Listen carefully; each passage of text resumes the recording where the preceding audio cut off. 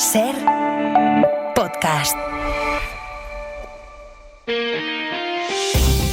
Las 8 de hoy por hoy en Ser Podcast. ¿Qué tal? Muy buenos días. Se nos está terminando ya el café que habíamos comprado para este verano. Nos queda lo justito para llegar al viernes. Porque desde hoy nuestro café, nuestro primer café de cada mañana sabe a cuenta atrás. A nuestro verano, al verano de la radio, digo, le quedan 7 días. Al del hoy por hoy, 5. Hemos conseguido contar un verano histórico.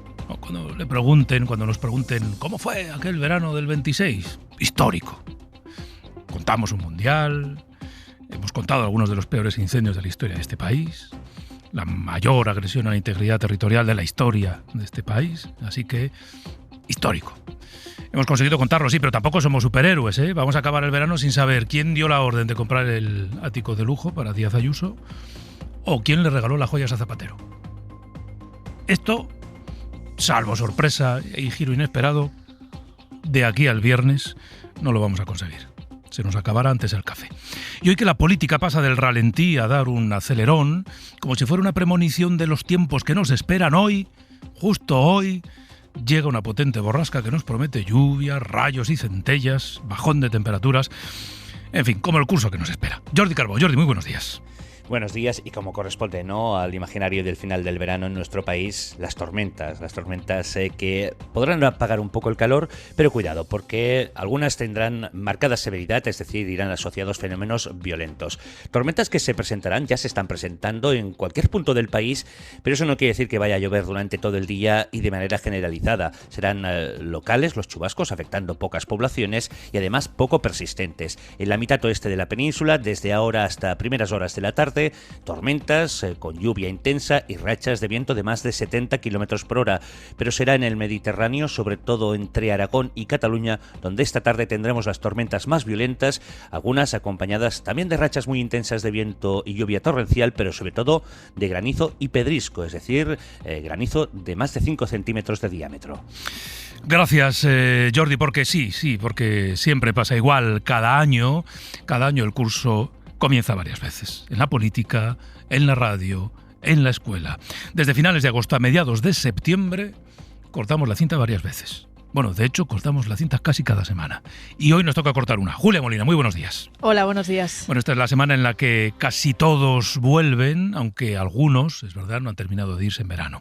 Sánchez ha terminado sus vacaciones en la Mareta, los ministros todos, también a los que no se les ha visto el pelo en agosto, que son algunos, vuelven a Madrid, porque mañana hay Consejo de Ministros. Y un puñado de diputados andan buscando la cartera de los papeles que vete tú a saber dónde la guardaron hace ya algunos meses, Julia. Sí, porque el Congreso vuelve a abrir sus puertas de manera extraordinaria, eso sí, que todavía es agosto, para celebrar 8 comparecencias de ministros por la crisis en Ceuta, 6 esta semana y 2 la semana que viene. La primera en responder ante los grupos parlamentarios y dar explicaciones será la responsable de Defensa, Margarita Robles, este martes en la comisión de su ramo. Después irán los ministros de Presidencia, Sanidad, Interior, Exteriores, Migraciones, Infancia e Igualdad. Uno de los pocos que no está citado es el responsable de Política Territorial, Ángel Víctor Torres, que esta semana precisamente va a coger más protagonismo en la gestión, porque el Gobierno ha reforzado su papel como interlocutor con el Gobierno de Ceuta. Mañana, además, como dice, se reúne el Consejo de Ministros por primera vez desde el parón del verano, así que, aunque no se ha terminado de ir del todo, esta semana se retoma la actividad política con Ceuta en el punto de mira.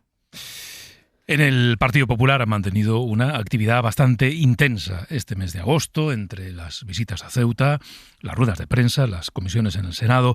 Claro, el PP ha decidido capitalizar esta crisis, entre otras cosas porque este tema, el de la inmigración, es un territorio que, incluso sin hacer mucho, y de eso Vox sabe, de hecho no se ha vuelto a ver a Abascal por Ceuta, desde esa imagen de su llegada en el puente de mando de un barco. Bueno, este es un terreno en el que, incluso sin hacer mucho, Vox lo tiene ganado.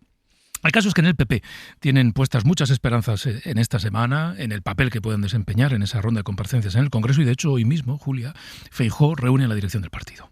Sí, vuelve la reunión semanal de su junta directiva con la mirada puesta en esas comparecencias de ministros. Dice el PP que ahora empieza la hora de la verdad, porque van a exigir a los miembros del Gobierno que expliquen qué ha ocurrido en Ceuta y qué medidas se han adoptado. Los populares quieren poner el foco en el papel del CNI, saber por qué, si hubo avisos, el Gobierno no frenó la entrada de miles de personas. También seguirán reclamando la comparecencia de Sánchez en el Pleno del Congreso y esperarán a la resolución del Supremo sobre las citaciones en el Senado. Eso sí, tendrán que esperar más de lo previsto, porque este fin de semana el alto tribunal ha resuelto que no se dan las condiciones de urgencia para aplicar medidas cautelarísimas, que es lo que pedía el PP, para obligar a ir a los ministros. Gracias, Julia. Hasta luego. Hasta luego. Ceuta, la crisis que se vive en esa ciudad se proyecta inevitablemente sobre el nuevo curso. Diría que la de hoy es la primera vez que el Gobierno, o casi la primera, aporta una mirada diferente a esta crisis, y lo hace con la visita del vicepresidente primero ministro de Economía, de Carlos Cuerpo. ¿Por qué? Bueno, porque es la primera vez que un ministro, o casi la primera, viaja allí para analizar qué necesidades tienen, no tanto las personas migrantes que se han quedado allí y que viven en una situación precarísima, como las necesidades que tiene la ciudad, el tejido empresarial de la ciudad, el tejido comercial de Ceuta. Jordi Fábrega. Jordi, buenos días. ¿Qué tal? Buenos días. Sí, es una visita que se enmarca en la preparación de ese plan de choque para relanzar la economía de Ceuta y recuperarla de los efectos que ha tenido la crisis, un plan que anunció el Gobierno hace ya unas semanas y que se centrará especialmente en los sectores comerciales y turístico, que son los más afectados. Para ultimar estas medidas, como dices, hoy el vicepresidente económico Carlos Cuerpo viaja a Ceuta con una agenda de reuniones que le permitirá conocer de primera mano las reclamaciones y la situación que le presenten los agentes económicos, políticos y sociales de la ciudad autónoma. Una agenda que empieza esta misma tarde con una reunión con el presidente. De momento, el Ejecutivo no ha detallado qué medidas incluirá en ese plan, para el que se barajan tanto ayudas fiscales como incluso en algunos casos ayudas directas para aquellas empresas y comercios más afectados. Bueno, ¿qué le van a contar al ministro Carlos Cuerpo? ¿Qué le van a decir los empresarios de allí? ¿Qué le van a decir los comerciantes? ¿Qué descripción le van a hacer de cómo ha cambiado el pulso económico de esa ciudad desde finales del mes de julio? Pues vamos a preguntárselo a nuestros compañeros de la SER en Ceuta. Miguel Ángel Mendoza, muy buenos días. ¿Qué tal? Buenos días. Pues mira, Pedro, la Cámara de Comercio echaba cuentas a comienzos de este mes, con la clausura de la feria, con un cierre patronal durante día y medio, tras la entrada de 80.000 personas y con los efectos proyectados para todo agosto, si continuaba así la situación, y cifraba esas pérdidas en casi 28 millones de euros. De cara al futuro, incluso introducía un concepto, el daño reputacional a la imagen de la ciudad. Si miramos a hoy, la solución está lejos de arreglarse cuando ya hay negocios, pequeños negocios principalmente, que no van a abrir, no pueden pagarse, por ejemplo, la vigilancia, tienen miedo ante posibles avalanchas. Los que se aventuran esperan no tener problemas, pero notan que venden menos. Te encuentras además con militares a las puertas de supermercados o con vigilancia privada para controlar las playas, permitiendo que negocios de temporada puedan recuperar una pequeña parte de las pérdidas ocasionadas. Y luego está la noche. Por ejemplo, los de restauración han observado una caída notable en sus ingresos, con menos reservas que hace un mes, sin duda. Hoy por hoy noticias. SER Podcast. La agenda ceutí de este lunes tiene otras citas, alguna sanitaria, con el líder del PP, por cierto, dando un contexto que ha acabado siendo discutido por casi todo el mundo.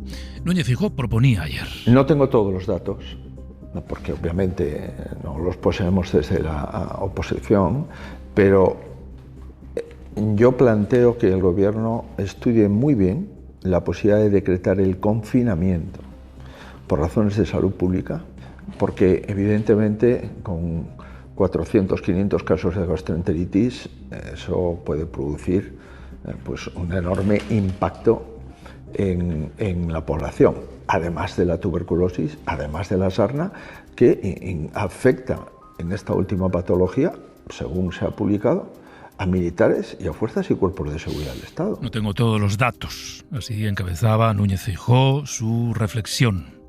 Esto ya previene sobre lo que dice después. En todo caso, Feijóo proponía eso en una entrevista con Europa Press, después matizaba en redes sociales que él se refería a confinar a las personas que tengan algún tipo de enfermedad de este tipo. En todo caso, el argumento fue discutido por la gente que sabe. Lo hizo, por ejemplo, la Sociedad Española de Epidemiología. No se dan las condiciones. El confinamiento de una ciudad no es una medida apropiada en situaciones de este tipo, en que se están hablando de riesgo de tuberculosis, de sarna o de gastroenteritis. Lo urgente es aplicar medidas sanitarias y humanitarias para estas personas. O sea, que es importante que vivan en condiciones dignas, que tengan acceso a saneamiento básico, a agua y alimentos seguros, a pernocta digna y segura. Bueno, lo discutió también el presidente de la Sociedad Española de Enfermedades Infecciosas. El confinamiento es una situación indicada cuando hay un riesgo de contagio muy elevado de la población, como sucedió con la COVID-19, y es el aislamiento decretado por las autoridades sanitarias de una población y en estas circunstancias son diferentes. Y claro, se lo discutió también el Ministerio. Marina Fernández. Marina, buenos días.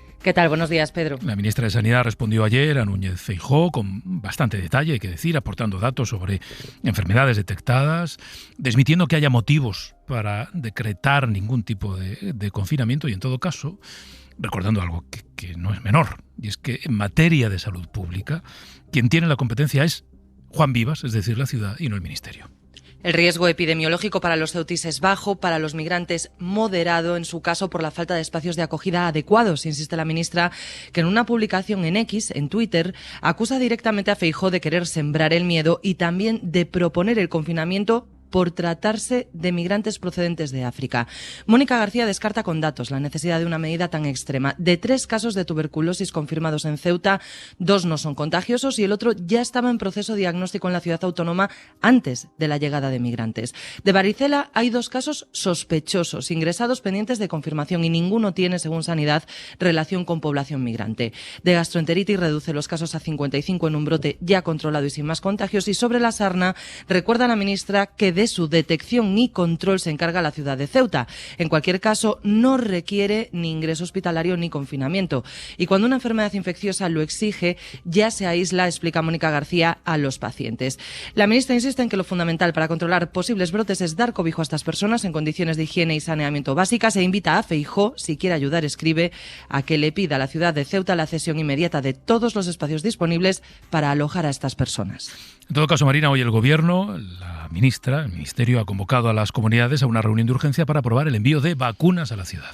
Sí, reunión extraordinaria de la Comisión de Salud Pública con ese punto en el orden del día: activar el mecanismo de solidaridad para llevar a Ceuta distintas vacunas. Las más solicitadas, explica Sanidad, son la triple vírica y las de varicela, poliomielitis, tétanos y difteria. En paralelo a este encuentro, previsto a las 12 de la mañana de hoy, de manera telemática, el secretario de Estado de Sanidad, Javier Padilla, se desplaza esta semana a Ceuta. Va a analizar la situación sanitaria en la ciudad autónoma. Han pasado 8 días desde la visita de la propia ministra y tanto el Colegio de Médicos como el Sindicato de Enfermeras de Ceuta siguen denunciando que las plantillas están al límite y reclaman refuerzos. Sanidad va a analizar durante la estancia de Padilla la situación del sistema, que el Ministerio reconoce que está tensionado, aunque no colapsado. Según sus datos, desde el inicio de la crisis se han incorporado más de 90 profesionales de refuerzo a la sanidad ceutí.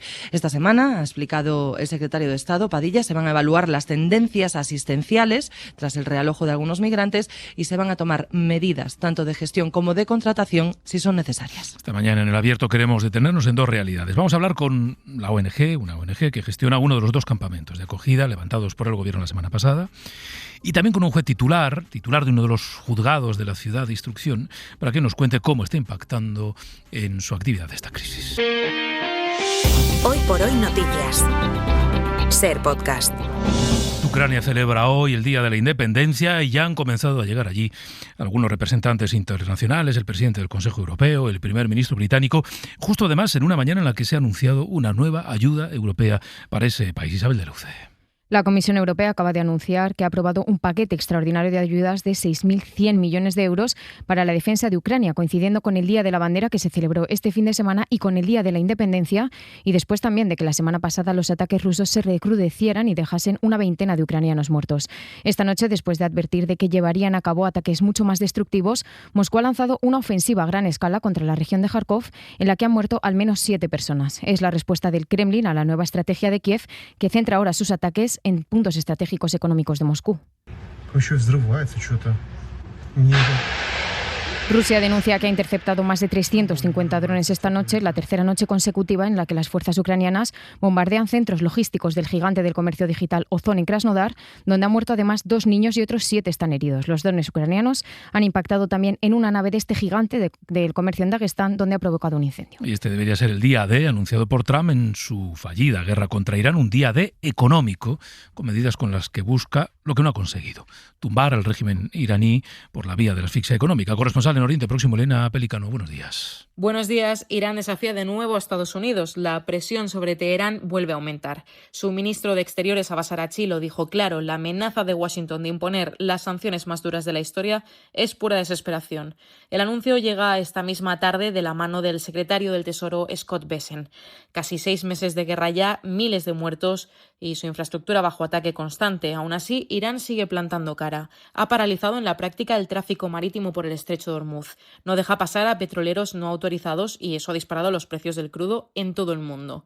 Trump, por su parte, amenaza con castigar económicamente a cualquier país que ayude a Teherán, y Washington aprieta directamente a China, el principal comprador de petróleo iraní. En medio de todo esto entra en escena Pakistán. Su jefe del ejército, Asim Munir, viaja hoy a Teherán para intentar mediar en el conflicto. El propio presidente iraní, Mahmoud Pezeshkian, no cierra la puerta a la vía diplomática, pero insiste: negociar hoy cuando somos poderosos, no desde la debilidad. Hoy por hoy noticias. Ser podcast. En este Hoy por Hoy en el Abierto queremos mirar a otro curso que va a comenzar, el universitario, a partir de una realidad que nos recuerda a eso que los que tenemos una edad comentábamos no hace tanto tiempo, ¿no? Oye, qué bien España frente a Estados Unidos, fíjate allí que tienen que pedir créditos para que los niños estudien en la universidad. Bueno, pues los datos que les contamos esta mañana respecto a lo que ocurre en España son muy reveladores. Laura Gutiérrez, buenos días. Y aumentando un curso más el porcentaje de familias de estudiantes que tienen que recurrir a un préstamo para financiar la universidad en España. 14 de cada 100 préstamos que se conceden en nuestro país son ya para esto. Hablamos de 870.000 créditos al año, según los datos de Asufin, la Asociación de Usuarios Financieros, que avanza esta mañana a la SER. Ese 14,2% es la media porque hay 6 comunidades encabezadas por Cataluña y Madrid donde el porcentaje es más alto. La cuantía de los préstamos varía mucho en función de si es para un grado, entre 6.000 y 9.000 euros, o para un máster, que puede llegar a los 30.000. Antonio Gallardo, director de estudios de Asufin. Cada vez cuesta más. No cuesta más los estudios porque al final explica poco, ¿no?, lo que es el estudio en sí. Un porcentaje pequeño, salvo posgrados en entidades privadas, de lo que es el coste, sino que es lo que es el coste de la vida que rodea al estudiante, ¿no? Y es lo que incide más en este crecimiento. El alojamiento es lo más caro para un estudiante que se desplaza. Las becas apenas cubren la mitad de todo el coste y detrás de todo, Pedro, el auge de la universidad privada frente a la falta de plazas en la pública. Para no perderte ningún episodio, síguenos en la aplicación o la web de la SER, Podium Podcast o tu plataforma de audio favorita.